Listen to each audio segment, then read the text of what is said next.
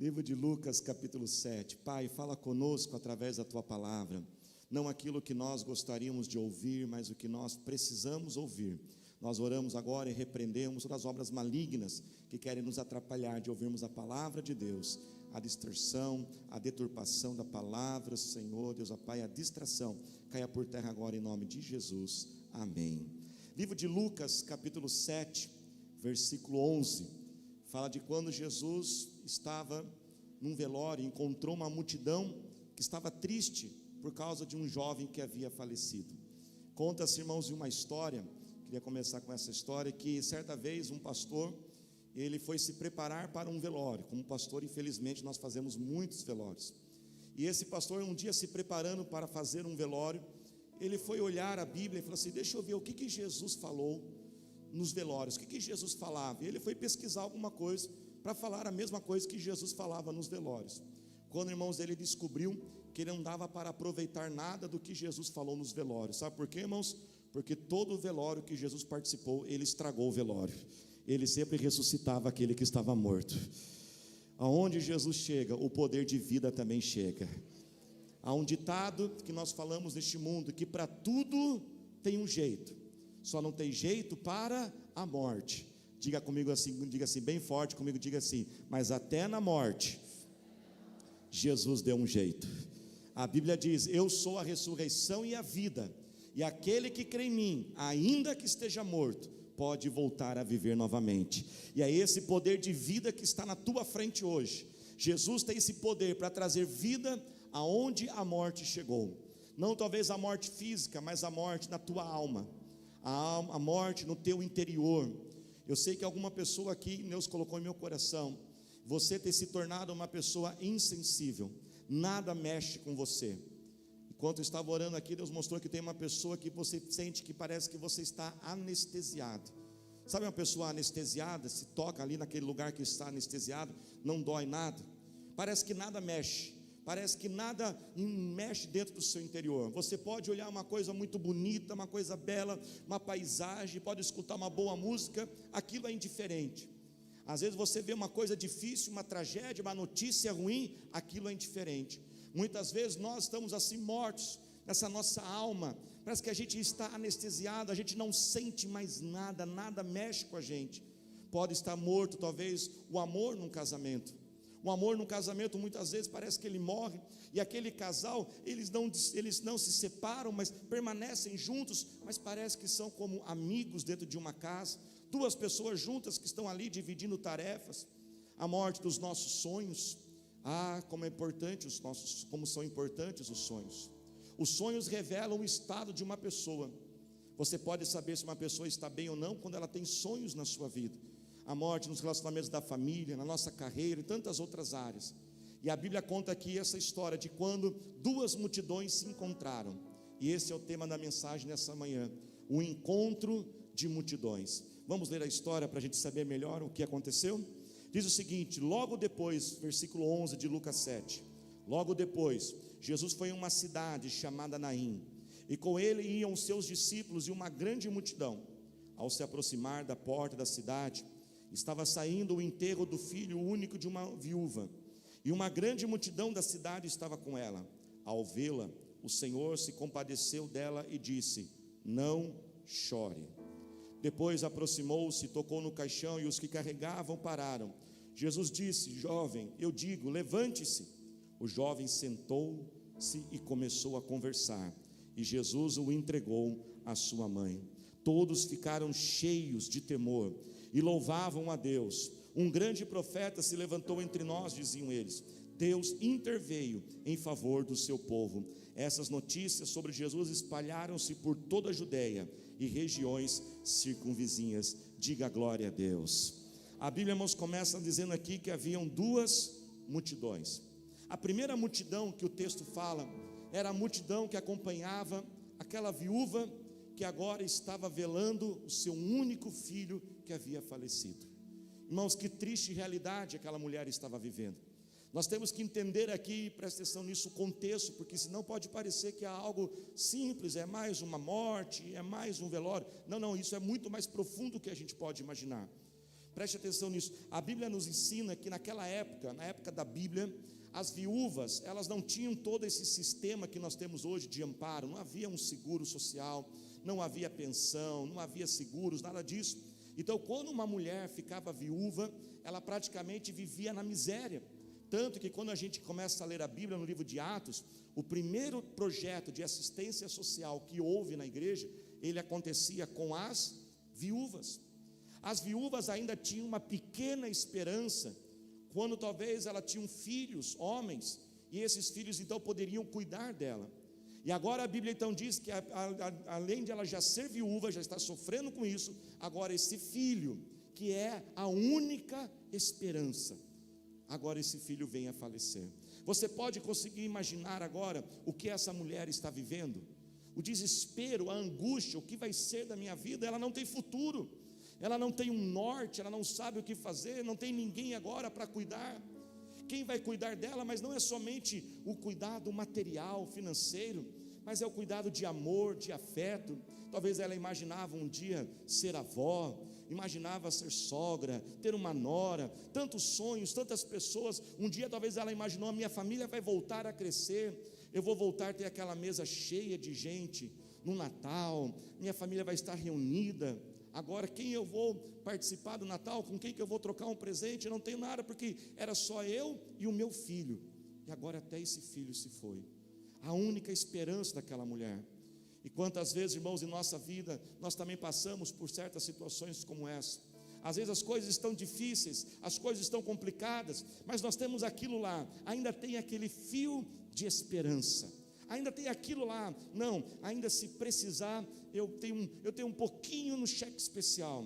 Se precisar, eu tenho aquela pessoa que eu posso pedir ajuda. Não, mas sabe o que é? Ainda tem aquele tratamento, tem um medicamento que, se eu conseguir, ainda tem esta pessoa. E quando tudo isso se vai, como que uma pessoa fica?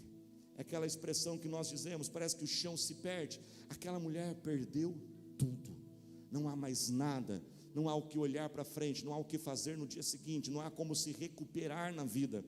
E a Bíblia então diz que aquela mulher está levando o seu filho, e uma multidão de pessoas acompanha. Provavelmente, talvez ali o menino era uma pessoa muito querida, ou a mãe mesmo. E quando eles estão acompanhando aquela multidão, naquela época as cidades, elas tinham como muros, e havia tipo um portão, uma entrada principal da cidade. E quando aquela multidão, triste, chorando, se lamentando, estão chegando no portão da cidade, do outro lado vem uma outra multidão. Agora essa outra multidão, ela é totalmente diferente. Agora essa multidão está se alegrando, essa multidão está batendo palma, essa multidão está cantando música, e eles estão glorificando, porque era uma multidão que acompanhava Jesus, e aonde Jesus passava, um milagre acontecia, aonde Jesus chegava, os sinais aconteciam, o poder de Deus se manifestava, porque esse é o nosso Deus. Ele é o Deus que pega o impossível e torna no possível. E agora nós temos o encontro daquelas duas multidões. E quando aquele encontro daquelas duas multidões, a Bíblia diz que Jesus nota aquela mulher, no meio daquela multidão, no meio de tanta gente, de tantas situações, pessoas com tantos problemas, Deus enxergou, Jesus enxergou ela, e chega até aquela mulher, e Jesus diz para ela então, para aquela mulher: não chore. Como dizer para uma mãe não chorar? Jesus fala assim: não chore, mulher. Então Jesus vai até aquele menino, naquele caixão ainda, e toca naquele menino algo que era incomum naquela época, porque nós estamos falando aqui, presta atenção nisso, uma cultura extremamente religiosa, uma cultura muito mística. Você não podia tocar no morto, exceto aqueles que tinham que preparar, o caixão, e mesmo assim essas pessoas depois tinham que passar dias de purificação espiritual. Ninguém tocava, mas Jesus ali com aquele amor, ele toca naquele rapaz, e a Bíblia diz que ele conversa com ele, como se ele já estivesse vivo, e manda ele se levantar, e ali aquele milagre acontece na frente de todo mundo, o impossível se torna possível na frente deles. Duas multidões, com direções diferentes. E deixa eu te perguntar, qual é a direção que a sua vida tem tomado? Em qual direção a sua vida está indo? Será que você está na multidão de Jesus, e Jesus está à frente, tomando a direção da sua vida? Ou será que você está numa outra multidão? Porque todos nós, irmãos, gostamos de pensar que estamos no controle de tudo, que definimos de tudo na nossa vida, mas na verdade, sem a gente perceber, muitas vezes nós estamos no meio de uma multidão, indo em uma direção que não é aquilo que o Senhor tem para nós. Todos nós estamos sendo guiados por algo. Você sabia que muitas pessoas, elas estão na multidão dos problemas, e quem está conduzindo a vida dela são os problemas. É como se fosse um motorista. Imagina que a sua vida é um carro, e ali o motorista daquele carro chama-se problema. Sabia que tem gente que a vida dela é só resolver problema? Ela acorda de manhã, termina o dia, 24 horas, todo dia. A vida dela é só resolver problema. Não que os outros não tenham problema, todos nós temos problemas para resolver, mas existe uma diferença entre você ter problemas para resolver, e existe a diferença entre você viver só para resolver problema. Não há sonho, não há projeto, é um estado de preocupação 24 horas por dia, está sempre nervoso, está sempre preocupado, está sempre descontando nos outros, irritado, parece que não consegue ter um momento de paz, de tranquilidade, porque vive 24 horas pensando nos problemas que tem para resolver, e não consegue perceber a beleza da vida. O tempo vai passando, as crianças vão crescendo, os dias vão sendo consumidos, e eu não consigo desfrutar desta vida que Deus deu para mim, e ali eu vou fazendo mal para as pessoas, eu canso todo mundo que está do meu lado. Aliás, que boa oportunidade, faz assim com o seu dedinho, vire para essa pessoa que está do seu lado e diga para ela assim: eu não sou caçamba não, viu? Fala para ela aí, viu? Tem gente, irmãos, que faz os outros caçamba, e só despeja os problemas, porque ele vive para resolver problema, e quando não tem um problema, ele acha um problema, ele acha um problema para resolver, ele acha alguma coisa para ficar preocupado. Quer ver um outro condutor de vida? Quer ver uma outra multidão que pessoas têm seguido? São as emoções. Há pessoas, irmãos, que a vida dela é conduzida pelas emoções. Augusto Cury, um dos maiores especialistas do tempo presente, do comportamento humano, psiquiatra, ele fala o seguinte, que muitos dão as suas emoções como um cartão de crédito sem limites. Você já deu um cartão de crédito sem limites para alguém? Você não precisa fazer a experiência, viu, gente? Não tente fazer, eu vou ver como que é. Não faça, né? Tome muito cuidado. E tem gente, Augusto Cury, ele fala isso, parece que a gente pega assim as suas emoções e dá um cartão de crédito para elas sem limites. Ou seja, faça o que você quiser. Sabe o que significa ter a vida conduzida por emoções? Significa fazer só o que tem vontade de fazer. Só faz o que sente. Eu não estou sentindo de fazer isso. Eu não estou sentindo de ir na academia hoje. Irmãos, tem que ir sem sentir mesmo, né? Fala Deus comigo, né, gente? Juntou muita gente. Não dá para viver a vida assim. Na hora que eu sentir, eu estou sentindo de namorar agora. Mas às vezes não é a etapa da vida de namorar, é a etapa de se dedicar aos estudos. Mas eu estou sentindo, mas não dá para viver desse jeito. Certa vez uma pessoa disse: sabe a diferença das pessoas que vencem na vida?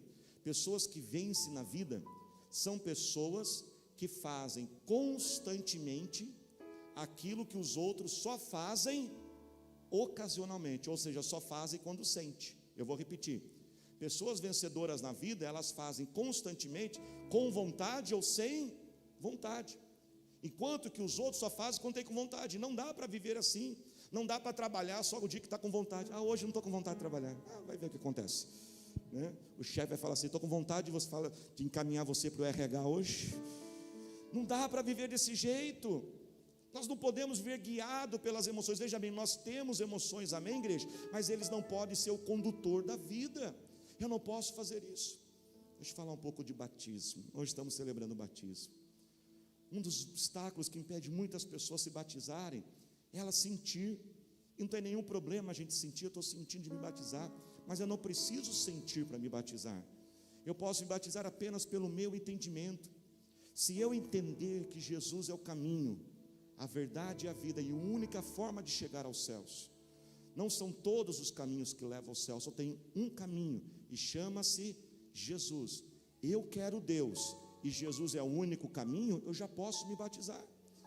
Mas eu tenho muito para aprender, sim, eu tenho muito para mudar, sim. O Espírito Santo, ele virá sobre nós. Hoje, ao vocês descerem as águas do batismo, vocês vão receber um presente chamado Espírito Santo, e ele vai ensinar, e ele vai transformar, porque cada dia que a gente perde, talvez por sentir ou não sentir, nós estamos desperdiçando essa vida com Deus.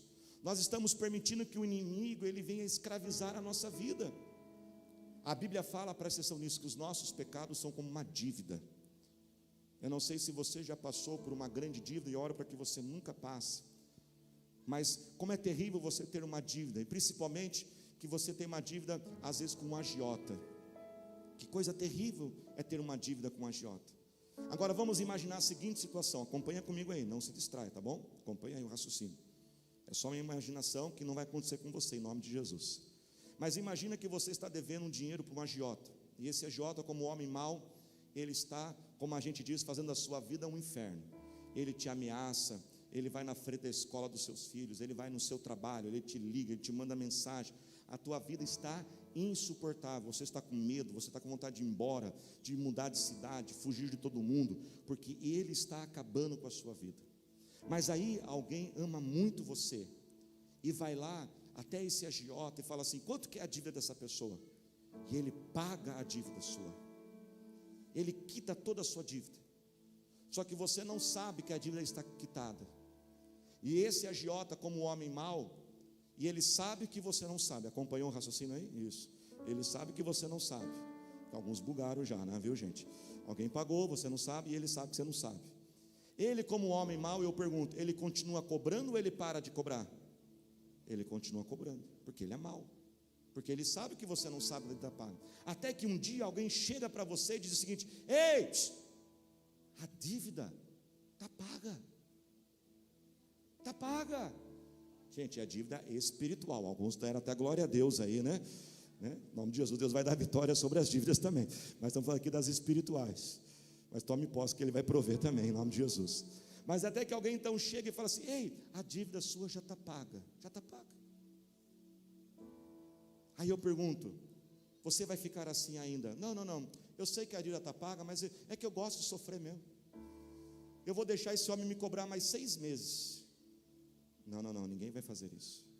No dia que você sabe, no momento que você sabe que a dívida já está paga, você quer se libertar daquele homem mau, não quer mesmo? Você não vai esperar 1 minuto sequer. Deixa eu dizer, Jesus já pagou a nossa dívida. Ele já pagou a sua dívida, Ele já perdoou os seus pecados na cruz do Calvário. Você pode aplaudir ao Senhor Jesus? Todos os nossos pecados já foram perdoados, a nossa dívida já foi paga. Satanás não tem mais poder sobre você. Mas cada dia que você deixa de batizar, é um dia a mais que ele está te oprimindo. Por isso que quando eu entendo que eu preciso me batizar, eu já me batizo. E é isso que essas vidas irão fazer quando nós descemos as águas do batismo. Nós estamos ali sepultando todo o velho homem, a velha natureza. Nós estamos imitando Jesus. O batismo é uma imitação de Jesus. A Bíblia diz que Jesus morreu, foi sepultado e ressuscitou ao 3º dia, não é isso mesmo? E é o que vai acontecer com eles. Quando eles descerem as águas do batismo, é como a morte em Cristo Jesus, da velha vida, velha natureza. Jesus foi sepultado e ele morreu na sexta-feira e ressuscitou ao domingo. Então quando a gente descer, vocês aqui, hoje é domingo, segunda, terça-feira a gente levanta. Estou brincando, viu, gente? Né? É algo simbólico, mas quando a gente levantar, num ato, num segundo ali, aquilo você já se levanta como uma nova vida em Cristo Jesus. Se alguém um dia quiser chegar, pode aplaudir a Jesus. Ele vai te purificar, Ele vai te restaurar. Se a partir de hoje, ao vocês que estão aqui, alguém disser assim: ah, mas você era isso, você fez isso, não precisa ficar brava com essa pessoa, não briga com ela não, só fala para ela assim: obrigado por lembrar quem eu era, porque eu não sou mais aquela vida, eu nasci de novo, eu sou uma nova vida em Cristo Jesus, porque está escrito: aquele que está em Cristo é uma nova vida, as coisas velhas deixaram para trás e tudo se faz novo. O que está conduzindo a sua vida? Será que você está sendo conduzido pela culpa? Tem gente que a vida é conduzida pela culpa, está sempre com remorso. Ser conduzido por culpa, irmãos, destrói a nossa vida. Quando você é conduzido por culpa, você vive uma vida de compensação. O que é viver uma vida de compensação? Eu me sinto um péssimo pai. Para compensar o péssimo pai que eu sinto, o culpado de ser um péssimo pai, eu começo a dar tudo que meus filhos querem. Outros são conduzidos pela necessidade da aprovação das pessoas. Ele é tão inseguro, ele se sente tão pequeno, tão inferior, que ele tem que fazer tudo que os outros querem para sentir amado. Ele não consegue falar não para ninguém, aceita tudo, paga para todo mundo. Às vezes ele tem que gastar um dinheiro que ele não tem só para ter uma roupa bacana, um carro bonitão para impressionar as pessoas. Ou seja, é uma pessoa que ela é conduzida por isso, por essa necessidade dos outros gostarem dela. Não que a gente não tem que ser uma pessoa educada. Outros são conduzidas por remorsos, por falta de perdão. Tem gente que diz o seguinte: eu não vou falar com aquele parente nesse Natal, porque há 10 anos atrás ele fez isso para mim. Então quem está conduzindo a sua vida é o remorso. Você deixa de ver alguém por causa que aconteceu há 10 anos atrás, 20 anos atrás, ou até uma semana atrás, e não consegue perdoar aqueles que estão à tua frente. Jesus olhou para aquela mulher e notou ela, da mesma forma que Jesus está olhando para você hoje. Jesus está notando a sua vida, Ele está te vendo, Ele está te enxergando.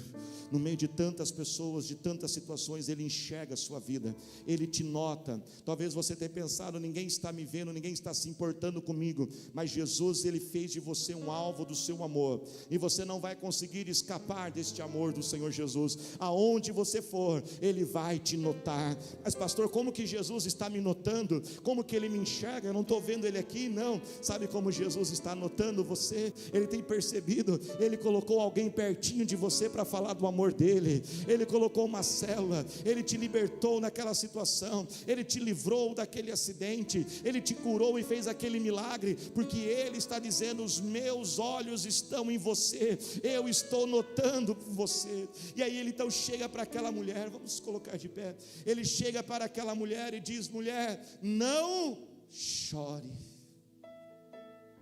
Toda vez que eu leio isso, eu falo: Deus, gente, vamos ser sinceros, não parece que Jesus foi insensível? Jesus foi até talvez mal educado. Como que você chega para uma mãe e diz para essa mãe: não chore? Parece algo frio, parece algo que machuca. Mas preste atenção, por que Jesus pediu isso para ela? Porque Jesus já sabia o que Ele ia fazer. Jesus, Ele é diferente das músicas que a gente canta. Ele tem poder para mudar a situação. Há uma música que um artista certa vez escreveu, e a música diz assim: não tenha problema, não fique preocupado, todos os seus problemas vão resolver. E aí a gente canta a música, passa meia hora, a gente está: vou ficar de boa, todos os meus problemas vão resolver. Só que ele cantou a música, ele morreu, e você ficou com todos os problemas, e não foram resolvidos. Quando Jesus diz para aquela mulher: não chore, Jesus não estava sendo indelicado com ela.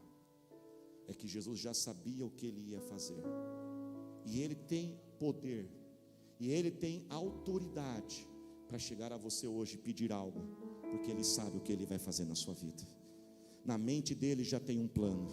Pode parecer hoje, tudo está bagunçado, tudo faz sem sentido, está tudo desorganizado, está uma confusão, você não sabe o que fazer, mas na mente dele, Ele já sabe o que fazer. Todos nós aqui pedimos algo para Deus. Quem tem pedido algo para Deus? Mas você também sabe que Jesus também pede algo para nós. E Jesus pediu para aquela mulher: não chore. Talvez para alguns aqui Jesus está pedindo: não desista. Para outros Jesus está pedindo: vai atrás dessa pessoa mais uma vez. Para outros Jesus está pedindo: persevere. Para outros Jesus está pedindo: tenha bom ânimo nessa luta. Pare de atravessar a luta mal-humorado, com raiva, com rancor, com ódio, porque Ele disse: nesse mundo teríamos as aflições, mas tenha o quê? Bom ânimo. Eu venci o mundo. Aí você pode dizer: pastor, mas quem venceu foi Jesus. Sim, mas Jesus, o que venceu, habita dentro de você. Então você pode enfrentar essa luta com um bom ânimo. Vira para quem está ao seu lado, diga para essa pessoa: tenha bom ânimo. Diga para ela: tenha bom ânimo. Jesus está pedindo para alguns aqui, dando a oportunidade: se entregue a mim, se entregue a mim. É hoje, se entregue como você está. Assim como ele disse àquela mulher: não chore, porque ele tinha o poder de mudar, e ele tem hoje o poder de mudar a sua vida. Ele tocou naquele menino, ele vai tocar nesta área da sua vida. Talvez você diz: não, aqui não, Jesus, não toca aqui não. Mas pode ficar tranquilo, o toque dele não é aquele toque para cutucar, fazer doer mais, é aquele toque de amor. Ele tem o poder de cura, ele tem o poder de restauração, ele traz de volta aquele que está longe, ele tira a doença, ele traz a paz, ele traz a alegria, ele é o poder de vida. Jesus está aqui para trazer a vida aonde tem a morte. Deixa ele te tocar, deixa ele te restaurar. É hoje o dia da salvação na sua vida. É hoje o dia do Senhor te levantar. É hoje o dia de você viver o impossível. Assim como você estava na condução da sua vida, Jesus vem ao teu encontro hoje e toca em você. Talvez hoje você está vendo pessoas aqui bonitas, arrumadas, e pensando assim: será que eles não têm problemas? Deixa eu dizer, tem mais do que você imagina. Talvez você está olhando assim: mas será que está tudo resolvido? Não, Jesus está resolvendo. Mas cada um chegou da forma que estava e deixou Jesus tocar a sua vida. Eu queria que você agora encontrasse alguém para você orar junto. Nós vamos orar de 2 em 2 agora, neste momento. Eu queria que você abraçasse alguém agora, e você vai orar por esta pessoa. O pessoal que vai se batizar, pode já vir aqui à frente. Nós temos alguns líderes que vão estar orando com você. Ninguém vai ficar sozinho aqui na frente. Isso, pode vir bem na frente. Eu queria que você encontrasse alguém agora. Enquanto nossa equipe canta este louvor, eu quero que você ore por essa pessoa. Ore por ela agora.